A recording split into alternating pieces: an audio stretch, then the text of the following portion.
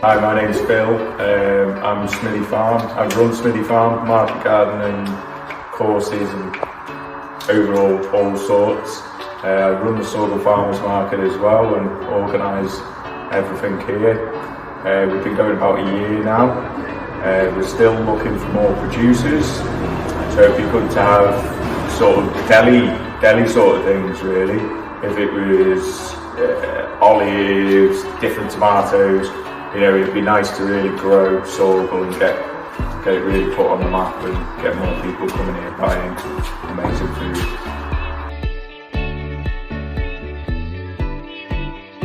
Hey, my name's Janet and I'm one of the flower growers, one of many flower growers in the UK. So we are in the heart of Chester. So my name's Ian Steele, I'm from Trafford Farm, and together with my partner Steph, we operate a 100-acre farm in the hills just outside Oswestry, North Shropshire. We're called Blood Fluid in flowers. We are based in Lixham in North Wales. The Nancy Flowers is a coming farm, and that's a nationwide organisation which helps promote British flower growers. We sell sourdough bread, homemade breads. We use organic flour and local herbs as much as possible.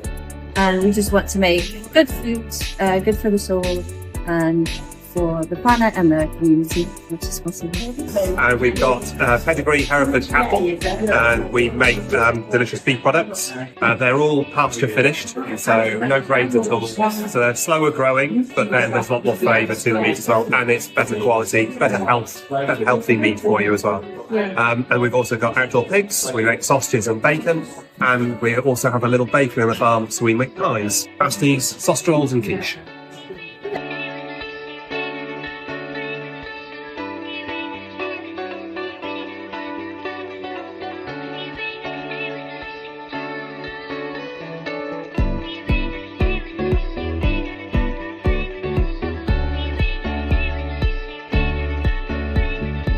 We grow everything from seed or bulb or just a couple of small plants brought in, a mix of shrubs, perennials and annuals. And we grow seasonally without using chemical because we want to protect nature. And we have outlets via florists in different parts of Wales. And we also have brides who come to visit prior to their weddings. We're not florists ourselves, but we actually let brides come to the field, wander around and say what they would like, and we can pick for them a day or two before their wedding day, which is fun. Yeah, so we use Smithy Farm for gardens, and then sometimes our own as well. Well, like herbs and things. So the pies are fresh, they're baked fresh every week. So we baked them yesterday, and they've got a week's shelf life on them, but they can be frozen as well if you choose to. But they don't usually last that long. I mean, people eat them, and they won't last. Yeah. And then, but the meat is all frozen because we don't have enough animals to be able to slaughter and butcher every week. So we do what's called batch production. So we take an animal off, bring it back, process it into sausages, bacon for the pork, burgers and diced beef and joints for the beef, and then freeze it down and we bring it to the market frozen each week. It's a hobby with benefits, really. I'm a retired nurse and started growing in 2020 with two other friends, and we don't work full time. We're probably in the field 3-4 times a day in the summer, less so during the winter months. So we've got a few things going on. We've got the farm, which is the land, the animal management, infrastructure projects and environmental projects. Then we've got the food business that is a great customer for the farms. The farm produces the primary produce, the animals and the vegetables. They go into the bakery buys that primary produce from the farm and then adds value to it in the bakery and sells it on. Then we've got a third business, which is a community interest company. So we provide horticultural projects for adults with learning difficulties and kids with behavioural issues, and another range of other projects for members of the community. So we've got a community garden, and we do horticultural projects, animal care projects, that sort of thing. Then we've also got a glamping business. So we've got a number of hell tents and yurts and camping kitchens. So we encourage people to come to the farm, learn about food production, eat some tasty food, and try and build that close community.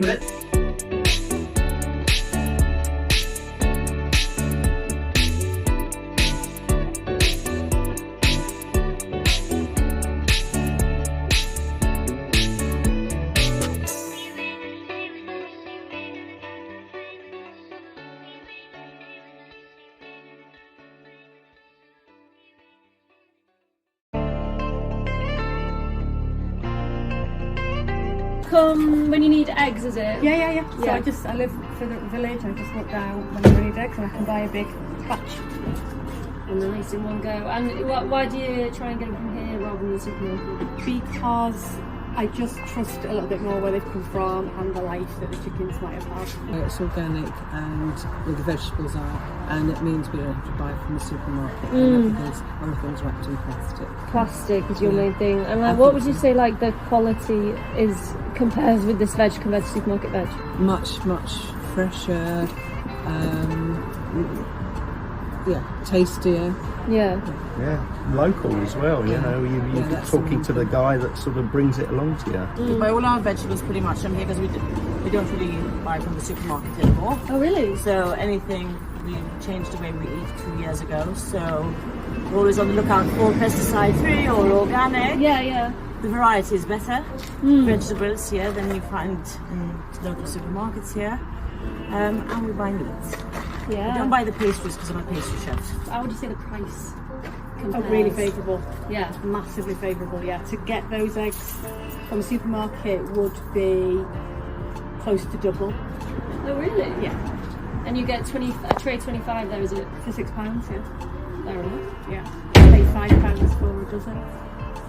Yeah. From the supermarket if you want organic. So you say you changed the way you eat 2 years ago. Anything sort of made you trigger that off, or? It was just learning and reading more about how food's produced. And having Neve, having our daughter. Neve was the promotion for it. Yeah. So we started reading more about where food comes from, how it's made, and learning a bit more about what goes into food production. That's become fairly standard practice, which isn't very good for us. So that's why we're on the hunt for pesticide-free vegetables and organic vegetables. And it's very difficult to find a selection at supermarkets. And that's where coming here and seeing Phil and growing all the stuff he does and sourcing other stuff that he doesn't grow in the right way is just a wonderful thing for us to enjoy. Yeah, it's a social world. It's a social world as well. Social world. Yeah. Oh, lovely. And what would you say that there's anything, you know, if you could add something in or tweak it a little bit, you know, put it on different days, a bit more convenient to you, would you say anything like that? Well, I think Saturday's good because most people are around on Saturdays. And what I'd like to see is more bulk foods like oats, nuts, seeds, that kind of thing, washing up liquid and things that you can buy in bulk rather than, just buy them in a paper bag rather than having to buy everything in plastic. But I think, lacking plastic is really important. We know how he grows his stuff, but if he isn't able to grow something, he sources it from other people. So he's always got the information there to say, well, this is where it's come from, this is the producer, this is how it's been made, which is great. We also know we know of the company that he gets the organic produce from. They're a big company, so we know that the ethics and things. Yeah, because we were going to deal with them when we have our food business. But yes. There's a cat who looks like a tiger. You're off. He's having a play in the car park. Alright, so I hope you enjoyed that video. It's the first time we did one like that, interviewing customers and things. We're hoping to do some more, so get in touch if you would like us to do something similar for your business or farmers market. It was Phil that came up with the idea for us to film the Saughall Farmers Market. So Phil grows veg in St Asaph, and he has also taken on the role of managing Saughall Farmers Market.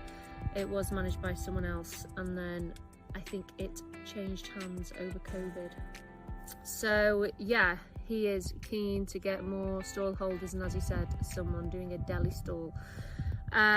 So he grows some of the veg that he was selling, like herbs, broccoli, whatever it is in season. But I believe now we're come to the end of August now, and it is when all the market gardens in the UK really start popping off, because there was a lot of stuff that he was getting from an organic wholesaler called Organic North. So they get, I mentioned them in the last video, Conway Farmers Market, they get a lot of their fruit and veg from the UK, Europe, and also I've recently learned further afield when there are hungry gaps in, you know, closer by.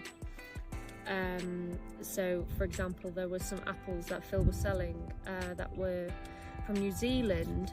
So I was a bit shocked by this because I thought that they only got it from Europe if they had to. So I emailed, I just said, oh, I was surprised to see that you were getting apples from New Zealand. So I got 2 replies, one from a woman that was involved in customer service and the other from one of the owners called Sean Ruffle, I think his name is. And he explained to me, you know, with their organic wholesale business, they have contracts that require all year round supply for certain products, and apples are one of those products.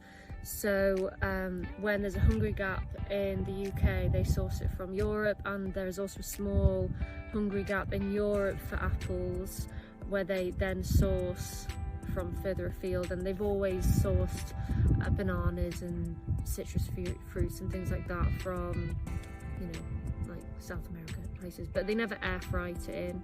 But I thought that was I like that explanation because it's also being, obviously we're trying to favour local where possible, but it's being realistic in terms of people's expectations for what they want on a year-round basis. And a business has to accept that in order to be viable. So that's pretty cool.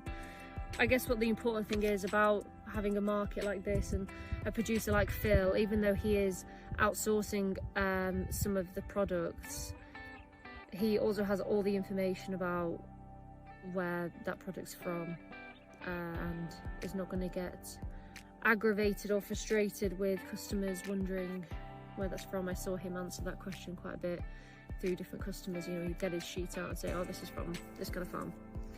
So yeah, another thing I wanted to speak about was something that the family talked about, the couple with their little girl. They talked about how a couple of years ago they started to think more about where they were getting their food from, and one of the things that triggered that off was learning about what is now considered a standard practice in the food system that isn't particularly good for us. So an interesting book that quite a lot of people have read, you can get it as a book or on audiobooks. I got it as an audiobook. I've been listening to it on Spotify and it's pretty good. So it's called Ultra Processed People, and it just talks all about that. It talks about what is an ultra processed food. It's not always the things that you think. It's not always chocolate bars and sweets and things. It can be sort of a ready-made M&S lasagna that has things like onion extract and stuff like that in that pose as real food, but it's not actually a real food that you would find in a kitchen. It started off as a real food and then it's gone through various levels of processing. But it's quite an interesting book talking about different processes that are now widespread.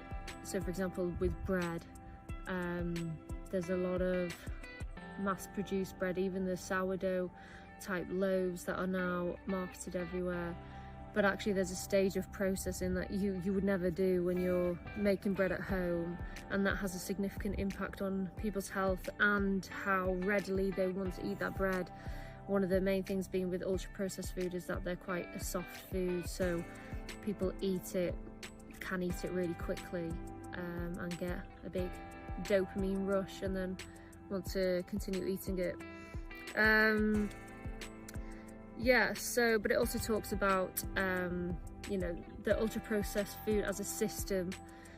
So it's quite hard to define certain foods as ultra processed or not, but the actual system is that where they can brand a product and market it to you and quite heavily to really increase sales of that particular product. But it's something quite interesting that people can look into if they're wondering about what he meant by that comment. And the last point I wanted to touch on was Ian from Traflac Farm. He had his own products on the stall that we videoed there, but he also had some other products that we didn't video. They were some butter, some farmhouse butter from some farm by him. He's based in Oswestry, Traflac, in Oswestry. And there was also some cheese from a different farm. So I like that because he's coming from a little bit further afield, perhaps, than some of the other producers there. But along with him, he's bringing products from his area, and therefore adding much more of a variety for customers that go to Saughall. And it's a really interesting way of going about things. It means that not every producer has to stand at a farmer's market stall, and it gives people, it gives customers of an area or certain farmers market customers more access to a variety of products, meaning that they can sort of do most of their shop in one place. That's something that one of the other customers said was quite important for her as well, a range of products. So there's a website that you could look into that sort of goes more in depth about this, called the Good Food Loop.